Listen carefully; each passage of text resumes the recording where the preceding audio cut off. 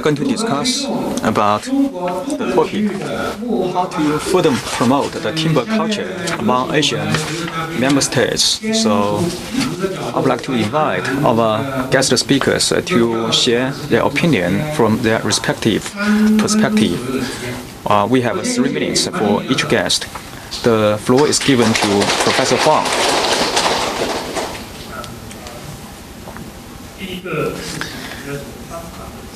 In terms of the methodology and multiple disciplinary cooperation, we can delve into the promotion of a timber culture. So this is a cross-functional cooperation or efforts, and also regarding the timber culture research, it all comes down to human. So we have to pay attention to human. My suggestion is that for the technical possessors, the carpenter, they are playing the very critical role in the promotion of the timber culture. So they are the legacy bearer. The third, we should do everything according to steps to carry out some of the research. For example, this seminar is very good. We have to set up a kind of plan to what goal that we are going to make.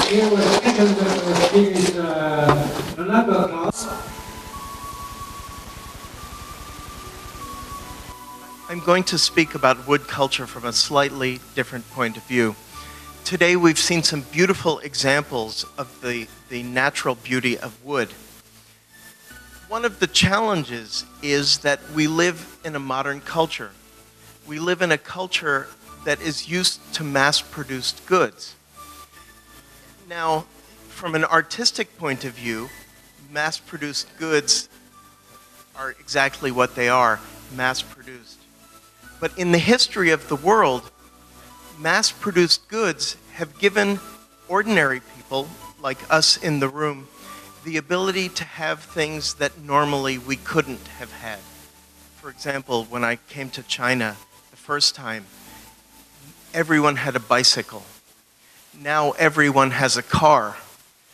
That is a product of mass production. But mass production also has a downside, in that when I first came to China, everyone had the same clothing. So that mass production also leads to a diminishment of our humanity. So the challenge is, and many people have spoken to this, is to understand that culture and development is not actually a straight line. It actually goes in circles. And what do I mean by that? Is that after people obtain mass-produced goods, they want something different. They want something unique to themselves. We see that happening in China. You know, historically, Chinese history has gone in circles as well. So you've taken the old culture and you've thrown it away. You've replaced it with a new culture, but as you go forward, you start to bring elements from the past back into your life. And that's what I see happening now. I think our speaker earlier, Mrs. Lim, I think, talked about using the internet. An excellent suggestion, because if you were a craftsperson, if you were an artist, how do you find your customers? Well, you can find them now using the social networks and using the internet. Because after all, in thinking about mass production, you can do it with very few resources. But if you're a craftsperson, you still have to feed your family. And that is something to think about, is using the internet. So what I find interesting is that we can use modern technology to actually go back to the past and to buy handicrafts and buy things that are made by one person and not by machine.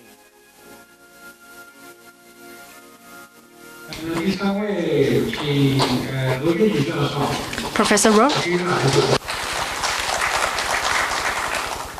可惜今天我们这个广西这边这个政府部门没有领导在这个地方。如果有领导在这个地方，我可能就说话更加更加起作用一点，就是说，因为我早就有这种想法，中国东盟这个木文化的这个传承发展的话，我们需要把中蒙地区的这些木材器具、传统这些器具，要把它收集起来，建一个博物馆。这个博物馆完全是公益性的。但是我想，其实我早几年就提出这个事情想做，但是现在没做成。建一个博物馆有什么用呢？因为这个木材器具、木材这个器物的话，它都是承载了各个时期的文化、历史、艺术。如果是我们把它展览出来 content. If we showcase them, for example, our primary students, our university students will take a look, will visit that, and will study it, will research into the history and research into the culture. So this will be a good blending between the history development and the tradition, and so that we can develop our wood culture. In China, we know in Guangxi, actually, we have seen many museums. For example, for some drum museum. And this time, if we just get together all kinds of wood carvings, this is very good for our understanding toward wood culture. Thank you.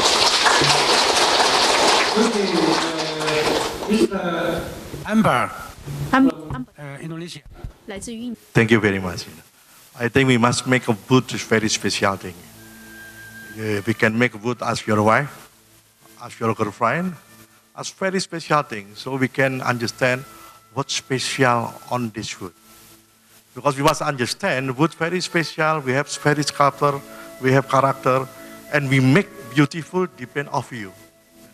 So that one, the key. So the wood will be very important. Don't make wood very cheap thing. But wood as expensive thing. So we make production, we make product, it's beautiful, good quality, so wood never die. Thank you very much. 有请陈嘉华，来自于国际木文化学会。我是不好意思代表木文化协会在这边说话。那其实呢，相信各位在今天的议程当中也早就已经了解到，木材早已与人类共生共存许久。那木文化呢，也同这个人类文化一样，在存在了这么久的渊源之下呢，其实长期以来一直主要的发展都是在科学跟工业产业方面的资料较多，但是在人文科学方面角度的分析、统整资料这方面倒是比较缺乏，所以在国际木协会主要是希望能够以人文的角度来推广这个木文化的学习研究以及这个实践实行，也希望以人文科学的角度、人文科学的方法来进而推广这个木文化理论的基础的巩固，还有它的实用性。那相信在这个整个议程当中，各位也已经发现到有这么多丰富的角度，包括民族学，包括历史、工业、产业，甚至包括了生活，以及今天即便没有谈论到，但是相信还有非常多的方向，类似像甚至宗教，甚至在地理、历史各方面，相信将来会更丰富这个木文化的研究与讨论。那我们希望最后就是能够达到一个目标，就是 Wood is good， 木是好的。它已经陪伴我们人类这么久的情况之下，相信不久的将来，很快这个理念就可以被推广出去。还希望大家多多帮忙跟投入，谢谢。Could disseminate this concept. Wood is good. Thank you. Thank you very much for your wonderful ideas about wood and also the wood cultural development.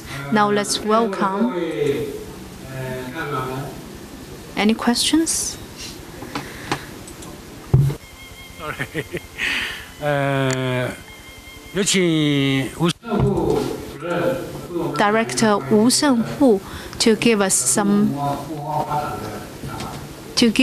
thought about the Chinese wood culture development. Thank you very much for Chairman. Wood culture, actually, I am not so qualified. I am a pupil in this aspect. In talking about culture, actually, we have a long history to trace back, to mine. We need archaeologists, researchers, and Mr. Hou, and also many enthusiasts. We hope you to mine, to dig into the culture. So this culture has a profound process. So many people say Chinese culture has 5,000 years of development. And several years ago, I did a research with my students. The Chinese archaeology research, actually, according to the report, 6,000 years ago, according to the statistics, actually it dated back to 6,000 years. Then it is longer than human history. So we need more time to develop into this area. So this is a historical history development. Now at present,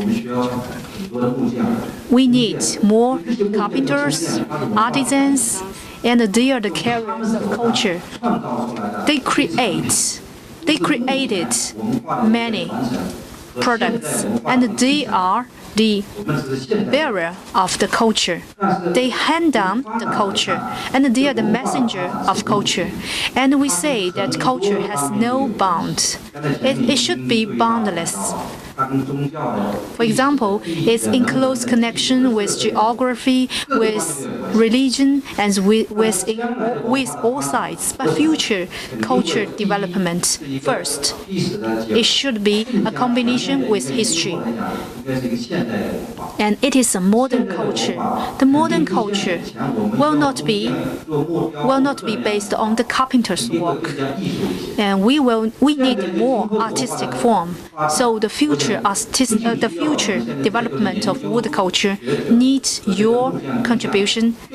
We need not only artisans and carpenters, we need more researchers and also designers. Designers, your ideas are well needed in creating a kind of job or a kind of work. So just now, a professor from Guangxi University has mentioned what you mentioned is very good. So after innovation, after modification of the image, of the form, of the appearance, then we can cater to different needs of different consumers, and it can cater to the consumers' actual needs and also to the needs of the times. Thank you very much for the wonderful speech. Now let's come to the interaction period. So today it is the International Wood Culture Forum between China and ASEAN. So for wood culture, let's talk about this. Now let's walk. Yeah. I'm from Guangxi University of Nationalities. I want to consult you about the relationship between China and ASEAN. So can you tell me how many categories of trees are originated in ASEAN and how many trees are originated from China and then transplanted to ASEAN? Can you tell me this? So who can answer this question? How many categories of trees? Popular or something else? So many kinds.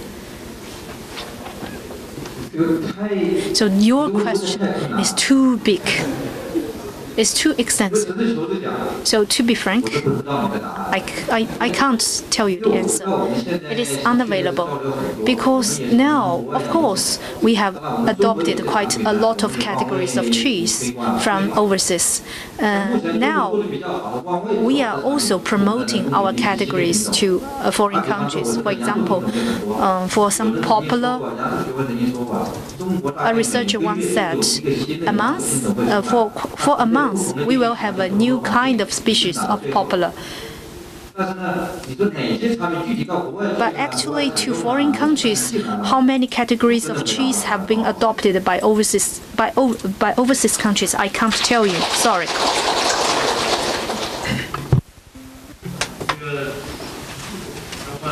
Now, regarding the types of the trees, it is similar to the exchange of different human beings. I know that based on the relationship of Asian member states and China, as if we trace back to the very inception, China had a very close relationship with Vietnam, and for example, some special type of the trees were relocated to Vietnam. And in the future, perhaps we should further dig into this issue and to trace back the range of certain trees in certain countries. For example, teak tree. Originally, it was from South Asia, sorry, Malaysia. Introduced in China. So 这个柚木 teak. In China, it was imported from overseas countries. Then we have many types of the trees that are also introduced to other countries. And also, for some special type of the trees, for example, eucalypt, etc. This was also relocated to some other countries, introduced to some other countries, for example, Vietnam and also some Asian countries. On the China trade agreement with ASEAN, I think we talk about the category of the wood. Just we talk about tax coming. I think that's all. So until now, still we don't talk about the category of the wood, everything. Just will be one. So if China come to Indonesia, free tax come in, and Indonesia to China is free for the things come to China. I would like to speak from a historical perspective. One of the things I think you need to recognize in China and also in ASEAN is that forest products now, and actually starting in the 20th century, are market-driven. So for example, if you travel through Malaysia, through Indonesia, you see kilometers and kilometers of rubber trees. Those trees actually originated in Brazil, brought by the colonial powers to Southeast Asia for industrial products, such as tires for cars. Malaysia has a very large chocolate industry. Chocolate, the tree actually comes from Mexico. It was brought by the colonial powers to Africa, Ghana, which is a main producer now, and also to Malaysia and other countries. So one of the challenges, as my colleague from Indonesia pointed out, is that actually to regard the species which are not recognized for their commercial value, because commercial value are traded as commodities around the world. For example, if you go to Chile, the pine species you will see is called radiata pine. Radiata pine is not native to Chile. It's actually native to California in the United States. So one of the things I think as promoters of wood is actually to try to reintroduce our native species into where they're growing. And that is important not only in terms of artistry and the types of wood available, but also native trees are where native animals live. And I think that was pointed out as well. So we need to develop that sense of native plants. We're doing this in the United States. I think it's starting here in China and also in other ASEAN countries as well.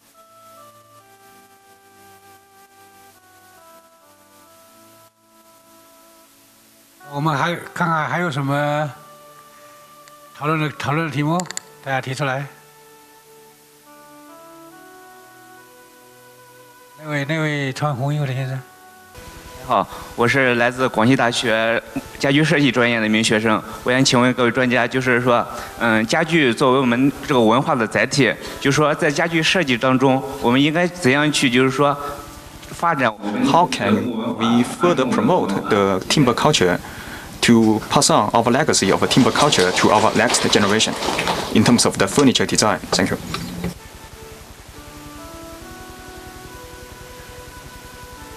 还是刚才讲到，不管是家。 Now we mentioned that regardless of the furniture or some other timber products, more or less it has the condensation, the sediment of the culture embedded inside. Just now I mentioned that when it comes to the timber museum, so regardless of the postgraduate students or undergraduate students, you can go to the museum to further study.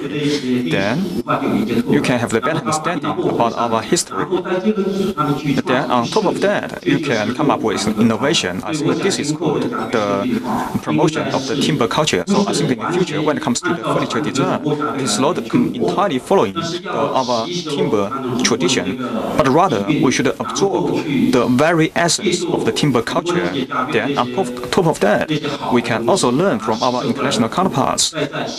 Then we can mix those different factors together to come up with something unique. So if we can set up this museum, our undergraduate students, our postgraduate students can study inside the museum. I think this is a very good plan.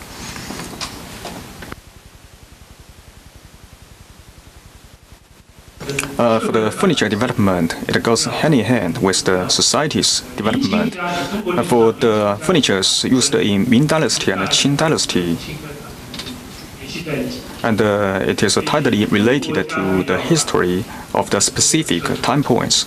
If China's society is to develop itself, so I think our furniture development or timber development has to develop in this backdrop. Just now we mentioned that on top of our very tradition of the timber culture, then we should also come up with innovation. This requires certain preconditions. For example, we need the schools of talents who can devote themselves into the furniture development. Then we can incorporate our traditional elements into the modern development of timber culture. A small question, however, it is very difficult to answer this question. For example, when it comes to the furniture design, how can we further embody the legacy of the timber culture, timber tradition? How to embody the timber culture? Perhaps we can consider this issue from several perspectives. Because timber has a special function, firstly, the function has to be embodied. How can we further satisfy the function of timber? And also for different groups, they have different requirements of the function. So when it comes to the timber or the furniture design, you can't just follow a single type. Currently, we have different types of the design. For example, the traditional type of the furniture or modernized design of the furniture. However, when it comes to the timber culture, how can you further promote or underscore the very quality of the timber? For example, the breathing function of timber and also special texture of the timber that can be made very good use of. So how can you further reflect the very good attributes of the timber in front of our end users or consumers? Functionally, we have to satisfy the requirements. However, we should also reflect the uniqueness of the timber. In the future, our today's design can be also very popular among our next generation, and we have. I just want to say one thing. I come from a background of marketing, and so people who are in marketing think about how and why human beings buy things. Now, I'm sitting on stage and I'm wearing a necktie. Probably most of you do not think about where this came from. But Actually, the tradition of the necktie comes from Croatia, country in Eastern Europe. The Croatians got into a battle, and their army wore these things around their necks, and they won the battle. So because they won the battle, people thought, wow, if I wear something around my neck, I will have more power. So it went to France.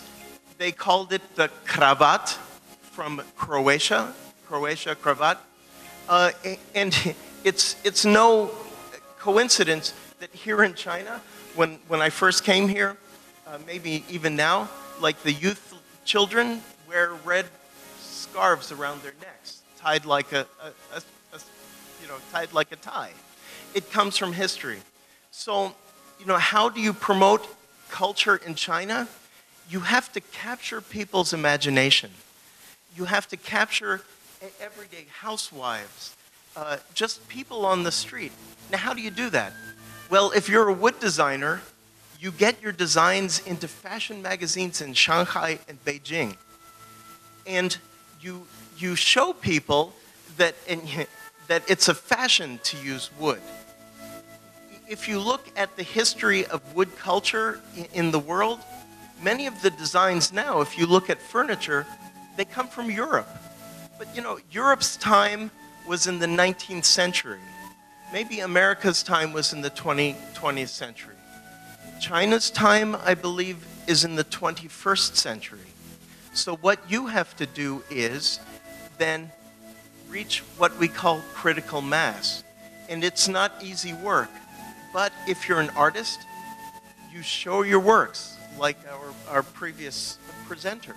These things are beautiful. Now, this kind of artwork captures people's imaginations. It's Chinese. And I think the most important thing, if I can venture an opinion, is that Chinese people need to value Chinese things more than they do. And then in the next years, we'll see Chinese clothing brands, we'll see Chinese cars, we'll see Chinese furniture. And that's the work that I invite you to do, starting today. Maybe starting with a museum, starting with photo opportunities and fashion magazines in Shanghai.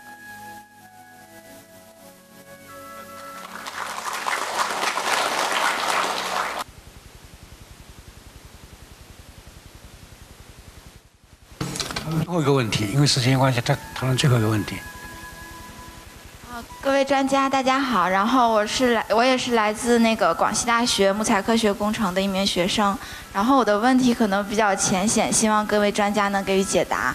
然后刚才也是提到那个家具和木文化传承这一块，我就是想刚才专家也讲过了，说那个木质家具还是希望能体现出木材本身的特性，这样更有。The very quality of the timber to be beneficial to the legacy of the timber culture, and also as our furniture design is being developed.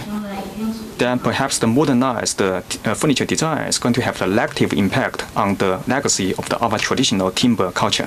Is that the case? 我想不应该，你不应该有这个顾虑。I don't think you should have this kind of concern. In a short time span, the slab furniture can replace the solid timber products. I know that you are talking about the slab furniture, and perhaps it can negatively influence the legacy of the timber culture. However, when it comes to the slab timber, the timber can be made into the different types of the slabs or boards. However, for example, the housing design, they use the different slabs to come up with different furnitures in terms of the function and also the structural dynamics or aesthetics, etc. Or the legacy of the timber culture. The timber itself can reflect certain functions. I think in the future we are going to see the better improvement. Currently, the slab furniture is in its fledgling stage, and also the slab furniture is combined with our processing technology and aesthetically, we can come up with the better appearance. For example, currently we are working on the artificial membrane. It is related to the solid timber. In terms of the appearance of the solid timber, the appearance is going to be much better aesthetically. This really requires the input of the artists and the timber engineers, so we can better reflect timber culture in the slab furnitures or board furnitures. Thank you.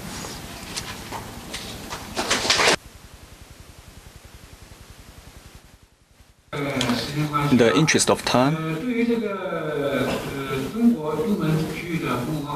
as far as the timber culture development among the Asian member states are concerned, because our member states are tightly related in terms of the timber culture, I think with the joint efforts from our member states, the timber culture can be further passed on to our next generations, and we are going to see the better tomorrow. Thank you.